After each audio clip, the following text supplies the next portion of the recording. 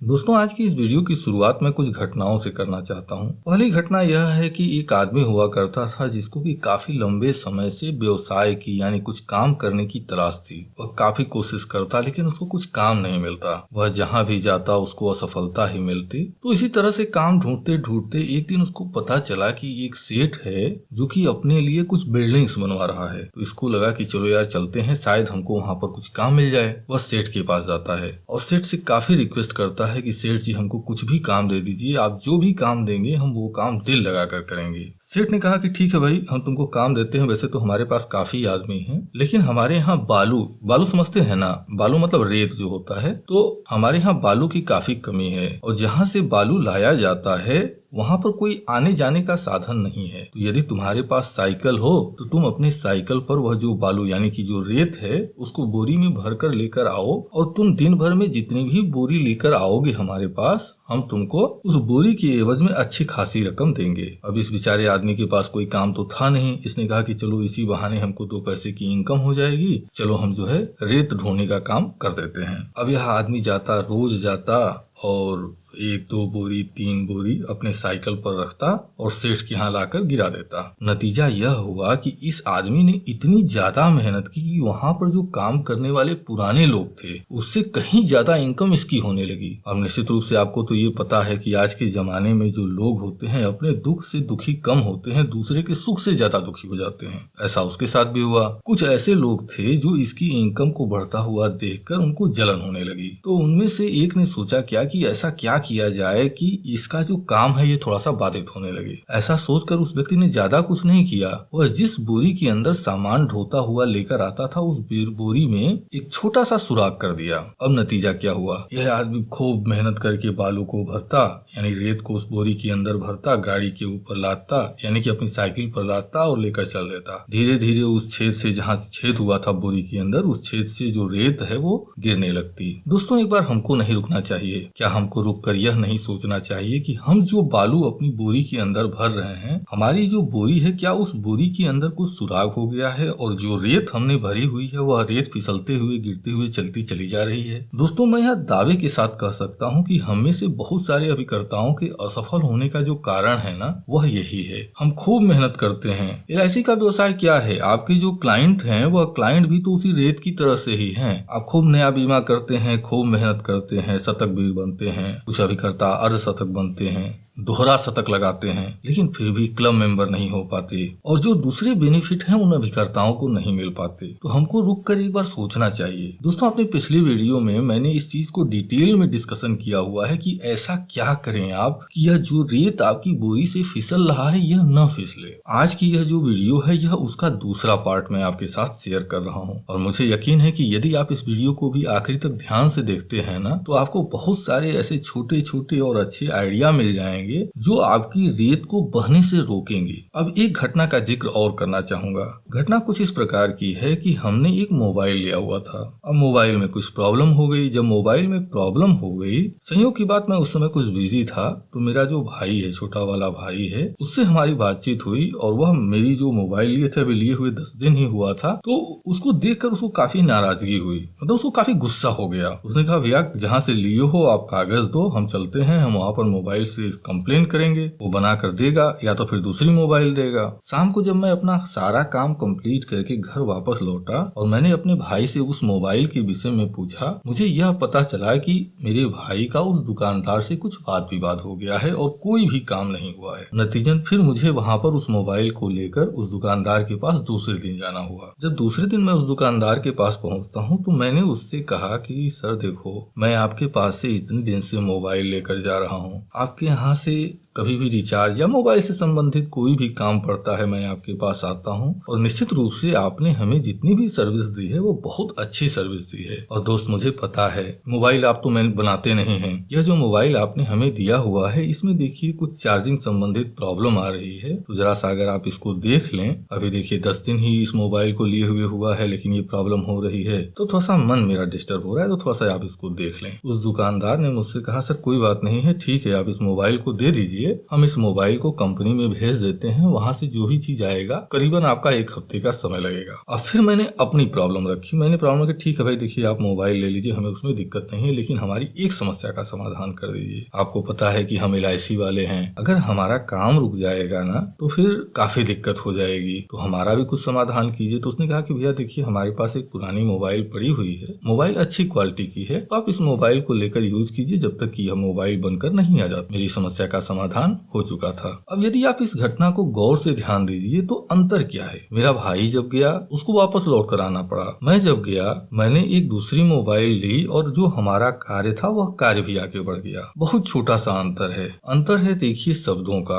अब इसको मैं बहुत बड़ी बात में अगर करूंगा तो यह वीडियो बहुत ज्यादा लंबी हो जाएगी और जिस मूल विषय के लिए मैंने इस वीडियो को शुरू किया है शायद उसे कंप्लीट करने में काफी समय लग जाएगा, तो मैं इसको शॉर्ट में खत्म करता हूँ। देखिए होता क्या है ना, अगर हम कहीं पर मिठास ज्यादा रखते हैं, चीनी की मात्रा बहुत ज्यादा हो, शुगर की मात्रा बहुत ज्यादा हो और उसमें 2 चुटकी अगर आप नमक डाल दीजिए ना, तो जो नमक का असर है ना वह नमक का असर काफी कम हो जाएगा। लेकिन वहीं पर यदि इसका उल्टा हो जाए, यानी नमक की ढेर लगा दीजिए और उसमें 2 चुटकी चीनी डाल दीजिए, अंतर क्या होगा। मुझे लगता है कि आप इसका अनुमान भली भांति लगा सकते हैं। दोस्तों बीमा का जो व्यवसाय है ना, बीमा का व्यवसाय यानी बीमा की जो बात करना है, यदि आप किसी से बात करते हैं तो ये किसी को पसंद नहीं आता। आप किसी से बोल देंगे सर आप मर जाओगे तो आपके परिवार को यह मिल जाएगा, वो इन चीजों को सुनना पसंद नहीं करता। यानी हमारा जो कार्य है, हमारी जो बातें हैं वो शुरू ही यही से होती हैं कि सर यदि आप मर जाओगे, यानी हम नमक का ढेर लगाते हैं और कोशिश क्या करते हैं कि थोड़ी सी चीनी डाल दें। नतीजा क्या होता है, नतीजा आपको पता है, लोग हमको सुनने को तैयार नहीं होते।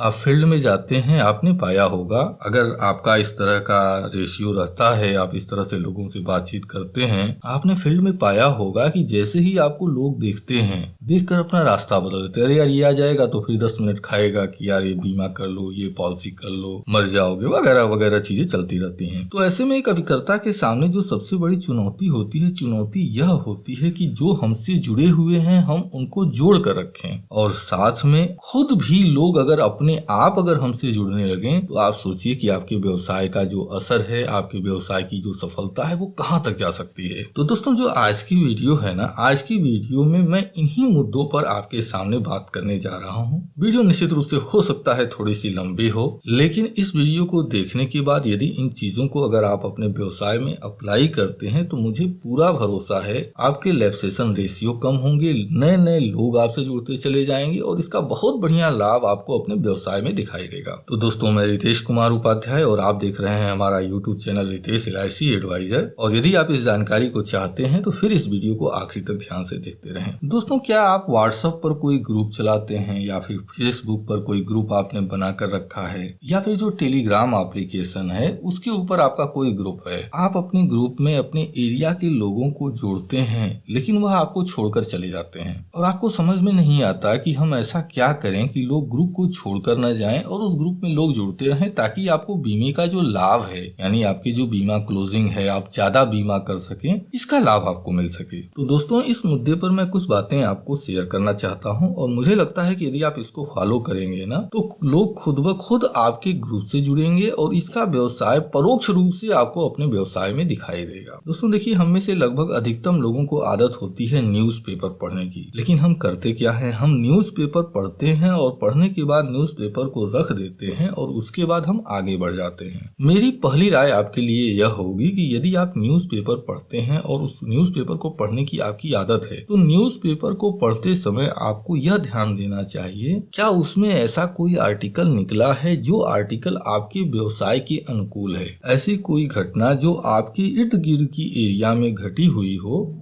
यदि ऐसा कोई भी आर्टिकल आपके न्यूज़पेपर में छपा हुआ दिखाई देता है तो उसकी कटिंग को या उसके प्रिंट आउट को या फिर यदि आप चाहें तो उसकी इमेज खींचकर आप अपने ग्रुप में लोगों के साथ शेयर कर सकते हैं। लेकिन न्यूज़पेपर की उस कटिंग को जब आप अपने ग्रुप में शेयर कर रहे हो तो आपको ध्यान यह रखना है कि आपको फिर उसके साथ में LIC की पॉलिसी का प्रमोशन नहीं करना है। यदि आपने इस तरह की लगभग 20 घटनाओं का जिक्र किया है और उसमें यदि आप एक बार आप LIC का प्रमोशन कर देते हैं, किसी पॉलिसी का का डिटेल अगर आप दे देते हैं तो चलेगा, लेकिन 20 बार आप अगर इस तरह का प्रमोशन कर रहे हैं और 19 बार आप डिटेल दिए जा रहे हैं LIC का, तो फिर वह गलत हो जाएगा। तो आपको सबसे पहली रणनीति यह बनानी है कि न्यूज़पेपर जब आप पढ़ते हैं तो उसकी डिटेल को आप लीजिए, अपने ग्रुप में पोस्ट कीजिए और ग्रुप में पोस्ट करने के साथ सावधानियां बताइए। जैसे में आपको न्यूज़पेपर में कोई ऐसी घटना दिखाई देती है जैसे किसी का रोड एक्सीडेंट में डेथ हो गया, बाइक चलाते समय लोग हेलमेट नहीं पहनते हैं,